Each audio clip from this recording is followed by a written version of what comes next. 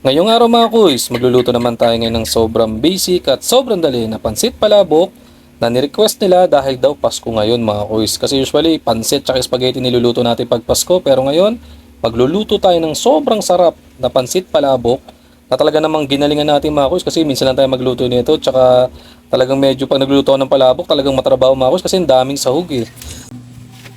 Yan mga kuys, magluluto tayo ng yung palabok. Unahin lang natin muna ilagay yung lutuin pala yung bihon.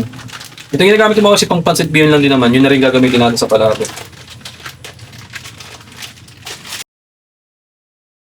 Tapos yan mga kuys, nung kumulo na yung ating tubig dyan, ilagay na natin itong ating pancit bihon. Bali, 1 kilo yung lulutuin natin, saktuhan na sa amin yan. Tapos mga kus, may mga nakikita ako sa grocery tsaka dun sa palengke. Yung nakalagay talaga is pang pansit palabok talaga yung nakalagay. Na-try ko isang beses, medyo mataba-taba lang siya ng konti sa bihon. Tapos magkaiba mga kus yung ginagamit dun sa mismong malabon. Hindi ko alam kung ano yung masyadong pinagkaiba ng malabon tsaka sa pansit palabok. Siguro yung sa pansit malabon meron siyang Baguio Pechay. Tas dito naman sa pansit palabok ay wala. Tapos, kumbaga, mas mataba rin yung kanilang doon mas mataba yung pinaka-pansit. Dito naman manipis. Yun lang yung mga kuy siguro pinagkaiba nila. Tapos, comment na lang kayo mga kuys kung medyo meron kayong alam doon sa pansit malabon kasi hindi pa ako nakapagluto noon. Talagang pansit palabok lang talaga yung naluluto ko mga kuys yan. Tapos yan, ginisa na natin yung ating giniling na baboy. Inuna natin giniling na baboy mga kuys para magkatas din yan. Kung hindi kayo pwede sa baboy mga kuys, pwede kayo maglagay ng manok. Pagiling yung manok. Pero hindi ko pa na-try yung sa baka. Hindi ko alam kung masarap yun mga kus. Pero try din natin minsan. Wala nang problema mga kus. Choice naman natin talaga yan. Tapos lagyan na natin sibuyas na puti dyan tsaka bawang. Pinagsabay na natin mga kus. Igigisa lang natin yan hanggang sa magtusta. Masarap kasi sa palabok mga kus talaga yung medyo lasan-lasa mo talaga yung pagkatusta ng bawang. Yun yung the best sa palabok mga kus. Tapos yan mga kuys, itutusta lang natin talaga yan mga kuys. Tapos pagka ganyan na itsura niyan mga kuys, yung medyo nagtututong-tutong na, halo lang tayo ng halo dyan mga kuys kasi medyo malakas yung ating apoy sa labas. So pag di natin hinalo yan mga kuys, talagang masusunog at papait yung ating palabok. Yung nasa ilalim na yun mga kuys, huwag kayo mag-alala dyan kasi mamaya i-deglaze natin. O kakaskasin natin yan paglagay natin mamaya ng tubig o sabaw mga kuys. Yan yung masarap dyan mga kuys kasi nandyan talaga yung pinaka pinaggisaan natin yan mga kuys. Naglagay na tayo ng organic na water dyan. Tapos niyan, kakaskasin natin ng dahan-dahan yan mga kuys. Kasi makakalas naman yan mga kuys, basta kumulo ng konti yung tubig at uminit, matatanggal na yan. Pero kung hindi nyo kakaskasin yan mga kuys, baka yan ang ikasunog niya sa ilalim. So ako talaga, mahilig talaga ako mag-deglaze mga kuys. So kaskas nga, yung tawag natin doon. Tapos, ito mga kuys, maglalagay tayo ng tokwa dito sa natin, sa palabok. Bali gagawin natin, hindi natin siya piprituhin. Dudurugin natin siya ng ganyan mga kuys. Ano to mga kuys, lalo sa mga nagdinegosyo, maganda to pang extender nyo doon sa karne. Para hindi naman puro karne kasi napakamahal talaga ng karne ngayon mga kuys. So yung ganito, pagka naluto siya doon, parang kala mo giniling na rin siya na baboy. Yan mga kuys. Dudurugin mo lang ng ganyan mga kuys. Yung pino talaga. Tapos tsaka natin siya ihalo doon. Kasi pag nalagyan din natin ng katswete mamaya yan, kukulay na rin to eh. So hindi na rin nila malalasahan to mga kuys. Tsaka ito paano, okay na naman. Solid naman to ka mga kuys eh. Dudurugin lang natin ng ganyan.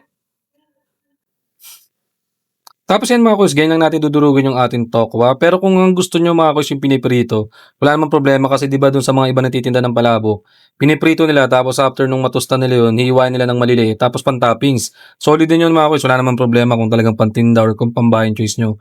Ako lang talaga, gusto ko lang talaga siya maging parang texture na parang giniling tapos makakatulong din siya dun sa pagpapalapot dun sa ating palabok. Yan mga kuys, tinurog na natin maigi, iba medyo buo-buo pa. Mamaya, dudurugin na rin natin yung paghalo natin mamaya. Kasi at pakukuloyin lang natin yung mga kuys para mapalambot din natin yung giniling na baboy. At the same time mga kuys, para mas madurog pa natin yung tokwa. Pakukuloyin natin ng medyo maganda-ganda yan mga kuys. Kasi gusto ko talaga durog na durog yung pinaka-tokwa niya. Talagang parang humalo sa mismong sauce.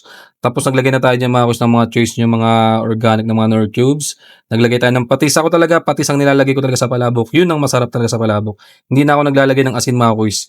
Kasi may iba talagang pagkalasa. Kasi usually, pag nagluluto tayo ng palabok, usually marami tayong nilalagay ng mga dyan eh, mga seafood eh. Siyempre, patis, isda. So, makakatulong at magpapasarap yan sa palabok. Kaya try nyo wag mag-asin, patis ang ilagay nyo. Tapos yan, paminta kung anong mga gusto nyo choice na pampalasa dyan mga kuys. Halo lang tayo dito mga kuys. Talagang dinedeglaze pa rin natin yung pinaka nasa ilalim kanina. Nung okay na, nung kumulo ng maganda-ganda na ganyan mga kuys, ilalagay na natin yung pinaka ating secret sauce natin mga kuys. Yan, oh. Secret sauce ni Mama Sitas mga kuys. Walang problema mga kuys ha. Doon sa mga talagang mapapride na hindi gumagamit ng Mama Sitas, eh bahala kayo mga kuys. Baka kaya nyo namang pasarapin. Ako lang, napakadali lang naman mga kuys ng pagluluto eh. Kung nandiyan naman na si Mama Sitas eh, ano pa bang gagawin natin mga kuys, diba? Hindi ka na mahirapan. Pero kung talagang pagtinda at namamahalan kayo, marami naman tayong way diyan mga kuys. Yung ginawa natin kanina, yun puwede na yun ta's may mga nabibiling mga chicharon powder, tinapa powder sa palengke, yun yung pinakagagamitan yung panlasa. Maganda nga rin sana kung meron tayong sabaw talaga na pinakuluan ng buto-buto ng baboy, yun ang ginawa nating sabaw kanina, mas solid yun mga kuys. Ta's ito mga kuys, yan yung sabaw na dinikdik ng ulo ng hipon, tapos yung pinagkalasan ko ng tinapa, sinama ko yung ulo mga kuys, pati yung pinakatinik, pinakuluan ko siya ng pinakuluan mga kuys, hanggang yung naging sabaw mga kuys. Ta's chicharon mga kuys, matik yan. Hindi yan chicharon powder mga kuys chicharon talaga na dinurog-durog namin. Yung kasi iba yung kasing chicharon powder sa palengke mga kuys, medyo may ibang lasang texture na maalat, eh. Tapos pampalapot mga kuys, naglagay tayo ng cornstarch. Sa paglalagay ng cornstarch mga kuys, dahan-dahan lang, kasi 'pag napasobra kayo ng cornstarch, magiging mahapalabok na yan, eh, ano ba yan. Kaya ako 'pag naglalagay ako ng cornstarch, talagang dahan-dahan lang, tapos tinitignan ko yung pinaka-texture niya kung okey na sa'kin yun. Tapos yan, 'pag naglalagay pala kayo ng cornstarch, hangga't maaari mga kuys, dapat medyo kumukulo na talaga yung pinaka-ano niyo, yung pinakapalabok niyo. Kasi 'pag naglagay kayo ng cornstarch at hindi pa kumukulo yan, magbubuo-buo yun mga kuys, promise. Akala mo sago, akala mo sago. Tapos ano mga kuys, ilagay na natin tinapa natin. Bale ang ginamit nating tinapa diyan ay tinapang galunggong. Pinirito muna natin siya mga kuys, hindi yung mismong parang hilaw siya. Pero luto naman tinapa, ibig ko sabihin para mas mapasarap natin, prituhin muna natin yung ating tinapa bago natin ilagay diyan. Tapos make sure niyo mga kuys walang tinik. Siyempre kawawa naman iba 'pag natinik, ano ba naman 'yan. Minsan lang kumain ng palabok, matitinik pa mga kuys. So after niyan, naglagay ulit tayo ng cornstarch ulit mga kuys. Dahan-dahan lang din paglalagay natin diyan, paunti-unti, kasi ayaw natin talagang sumobrang lapot mga kuys, kasi 'pag sumobrang lapot talaga mga kuys, hindi na maganda yan at hindi na masarap yan. Yung saktuhan lang mga kuys, yung masisipsip mismo ng pansit yung ating palabok. Tapos mga kuys, puwede nyo ring i-try, maglagay rin kayo ng tahong o pusit, tapos i-toppings yung mga kuys. Solid din yun mga kuys, the best din yun. Ako talagang hipon lang, palag na sa'kin 'to.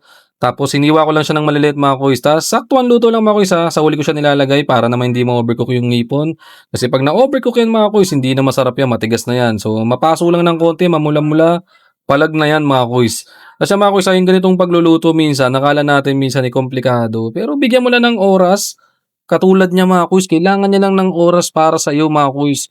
Tapos yan 'no, magluluto ka ng ganitong kasarap na pansit palabok, ay talaga Merry Christmas naman talaga mga kuys. Pagka ganito yung itsura mga kuys, ano pa bang gagawin natin diyan? I-prepare na natin itlog, fried garlic, kalamansi at daon ng sibuyas, tapos kain na mga kuys. Salamat mga kuys, Merry Christmas. Eh, ang init pa mga kuys, tingnan. Usok-sok pa. Tapos yun, dinamihan ko yung sauce mga kuys, mas masarap sa palabok pag maraming and quality. Tapos, tikman na natin.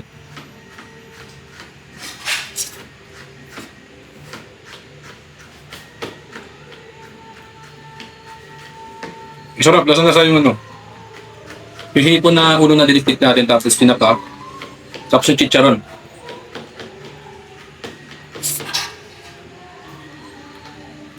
Tapos sa palabok, maganda talaga yung ganitong kulay, natingkad. Parang gagana nga talaga kumain. Isa lang magluto ng palabok mga kuys, kasi talagang ano eh, matrabaho rin eh.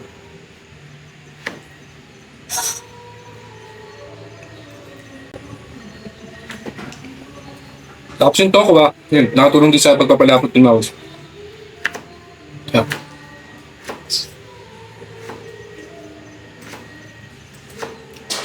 Sarap, mga kuys, kain.